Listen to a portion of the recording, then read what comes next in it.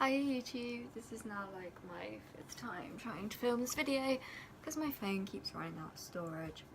So basically this is going to be a video about transitioning from adolescent services to adult services. So fun times. Basically it's going to explain my experience with it and what I found hard, and just talk about it a bit and how you can cope as best as possible. So the main thing about transitioning from CAMHS to adult services is that it's all like your whole support system, your whole team is going to change, and if you struggle with change, that's gonna be difficult. So you get used to seeing like a certain doctor and you get used to seeing a certain therapist, and when you have to like start from scratch again, so to speak, you've got to like relearn to trust people. So that can be really difficult, but before we even get onto that, the main thing I found difficult about transitioning was the actual waiting time. And I know lots of people have said this, that it's too long in between when you turn 18 and when you see someone. So for example, I personally had 6 months in between turning 18 and seeing a mental health professional in adult services, and within that 6 months I'd gone rapidly downhill, and I wonder if I'd seen someone sooner whether I would have got as poorly as I did. But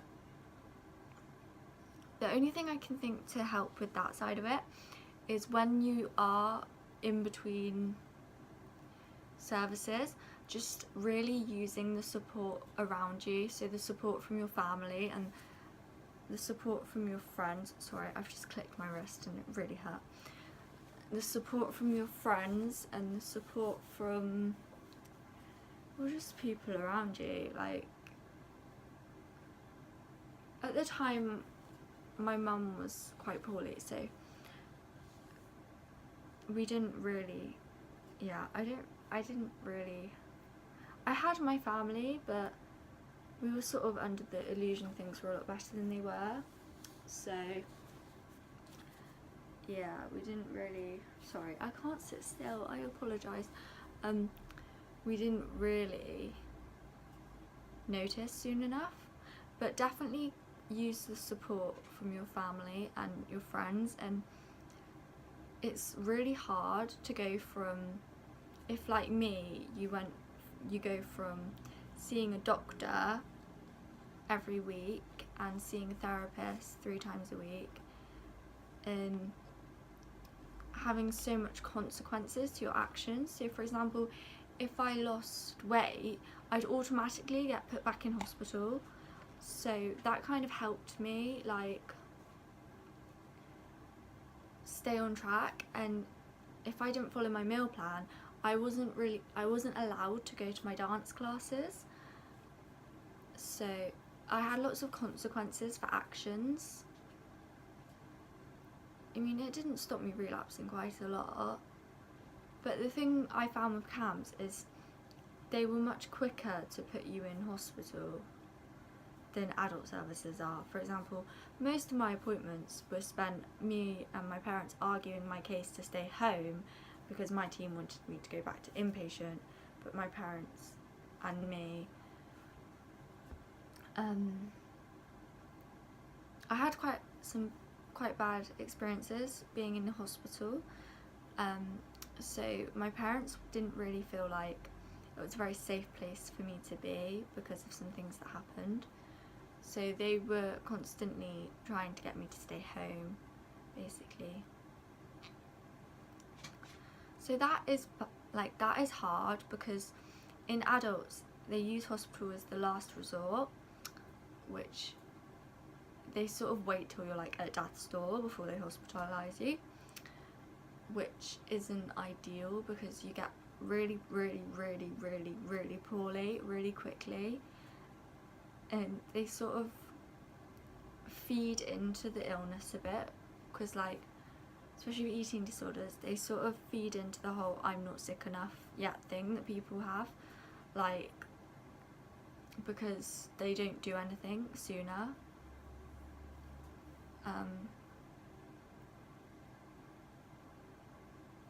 Yeah, what else?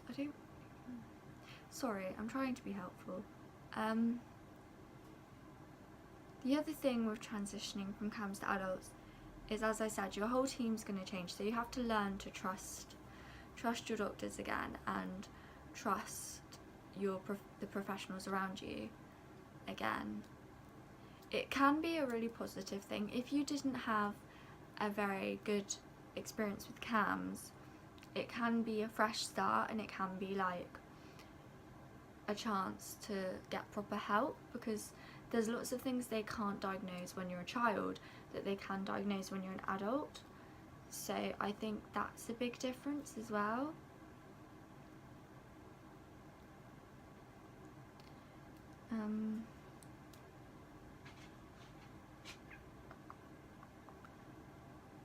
Yeah.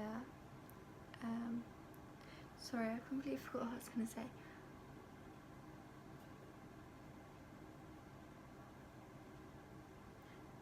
It's gone. So that's something that can be good for some people, because lots of behaviours they were having as a child can be explained better once they're an adult, because you can have different assessments done and things, and that can help people understand their illness better or diagnoses better, and people can find that helpful. Equally, it can be scary to go from not having that many diagnoses. Not like you're not your diagnosis, you're not your illness, but it can be scary to go from having like one or two to having lots, or like having one that you're not particularly, you don't really understand what it is, or you're not really aware of the implications. Like, it can be very scary, but I think as well it can be helpful, because I spent a lot of my teenagehood, so to speak, not really understanding what was wrong with me, and then once I went to adults and they started talking about all these different things, it was like, oh, okay, so I'm not just losing my marbles, like there is actually something chemically wrong in my brain, sort of thing. And I think as well, adult services tend to treat you more like a human than your illness, because for example, when I was younger and I was in hospital or things, I was often referred to as the anorexic patient, which used to really annoy me, because I had a name, that wasn't all I was, and to have that label and just the nurses just refer to you as the anorexic one, or it's really hurtful, and it can be really damaging to some people. And the fact they did everything through my parents, not through me as well, so I was never asked how I felt or what I thought would be the best course of treatment, and I was never asked what I thought of my diagnosis, or if I thought it was the correct diagnosis, or I mean, I probably would have said no anyway, but that's not the point. Like, I was never really involved in my own care, whereas now I'm with adults, I am a lot more involved in my care.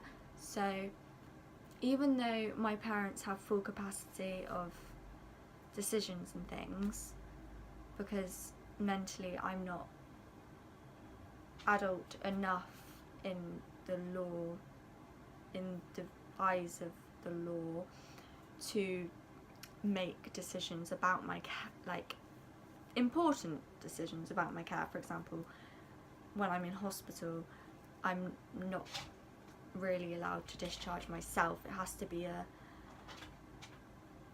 be my parents agreeing, and yeah, it's complicated, but I still am involved in, I can turn down, like, not that I have, but like I have the choice to turn down a therapy if I feel I'm not ready for it or I don't think it's going to work for me. Whereas when you're a child, it's just like you will do what you're told, and this is what you're told, and if you don't do it, then, well, you don't really have a choice. They'll just section you. And I mean, there is an element of that as an adult, like you can be sectioned, as I know, but only if they feel you're not of sound mind to make decisions. It's not like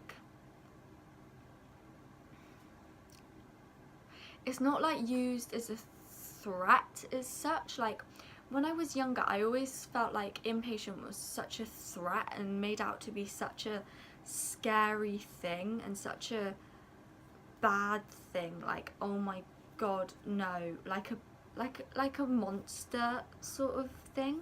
Like they didn't sell it to you like this is gonna help you. It was almost like a punishment, like if you don't do this, this will happen. And they treated, well, in my experience, I felt like I was treated a bit like a naughty little child. And whereas with adults, they sort of, I'm still terrified of inpatient and hospital, but they sort of say more like, we feel this is the best course of treatment, it's going to help you in this way, it's nothing you've done wrong. Like, whereas as a child it was constantly, well, you've lost all this weight, so you have to go here. And then when I was inpatient, it was like, well, if you don't eat this, you can't have your phone call home. And it was very, I can't really explain it, but it was very, I felt like a naughty little child. I didn't feel like I was being treated like I was ill or I had a broken leg or something. I felt like I was being treated like I was misbehaving. And I've actually had people say to me, nurses and things, well, you chose to be here, or it's your fault you're here, when I was younger. And I was very much like, whoa, harsh. Like, I would quite happily go home, but I'm under a section, so I can't leave. Do you know what I mean? Like, whereas it's not looked at like that in adult services. It's looked at as you have an illness, and they don't blame you as much, is my personal experience. And the main thing, because I'm rambling now, the main thing I want to say about transitioning is look at it as a fresh start. Look at it as an opportunity to get things out of your treatment that you didn't get when you were a child, or look at it as an opportunity to see some new people and have a different view on your situation, and try and wipe the slate clean. Like, obviously they're going to know your history, and obviously they need to know your history, but try and look at it as this is a fresh look on what my life is going to be like. Try not to, I went into adult services very, very skeptical because of my experience with CAMHS. I went into it very shut off and very, I don't really want to divulge too much to these people because I don't want them to take over my life. And if I'd gone into it more openly and sort of been more open with how I was doing, I probably wouldn't have got so poorly so quickly. But it's about that trust again, and it takes a long time to trust personally, I find it takes a long time for me to trust someone.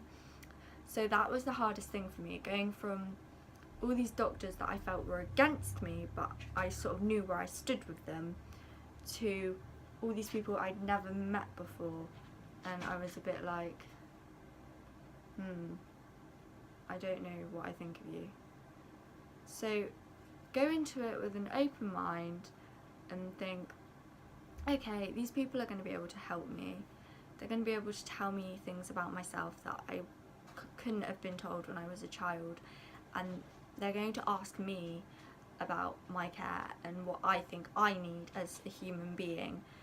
And yeah, go into it like that. And I personally think, although I do think mental health services need a hell of a lot of funding and a hell of a lot of work, I personally do think adult services, though they're not as on it, when they do things, they are a lot more productive than CAMHS, who, in my experience, CAMHS' answer to everything was, we're going to send you inpatient, we're going to send you to hospital, whereas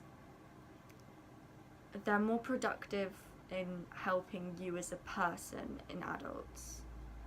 And that's kind of all I have to say on the subject. If you have any other questions about transitioning or want me to explain further about something, because I have sort of rambled, but I've done my best, comment below or drop me a DM on Instagram. Lottie Lives is my name on Instagram, or message me on here. Can you message people? I don't know. Yeah, or if you have any ideas for videos or you want me to talk about anything else, just let me know and I'll do my best. I hope you get some kind of help out of this video. I'm sorry I've sort of just rambled, but it's quite, like, I don't really know how to cope with it, because I didn't personally cope with it very well myself, and as I said, there was a 6-month period in between. So that's just my experience with transitioning and what I think is different.